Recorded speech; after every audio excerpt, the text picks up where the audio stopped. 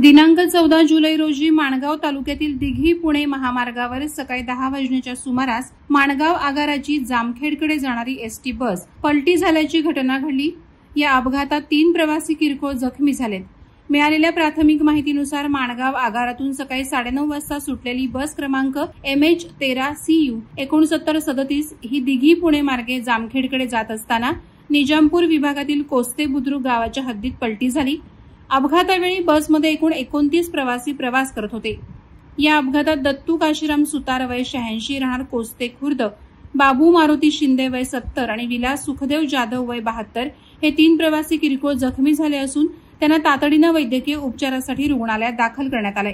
प्राथमिक तपासणीतून चालकाचे वाहनावरील नियंत्रण सुटल्यामुळे हा अपघात घडल्याचं समजतं। या अपघाताची नोंद माणगाव पोलीस ठाण्यात झाली असून पुढील तपास पोलीस निरीक्षक निवृत्ती बोराडे यांच्या मार्गदर्शनाखाली सुरू आहे। वादळवारा लाईव्हसाठी प्रमोद जाधव, माणगाव।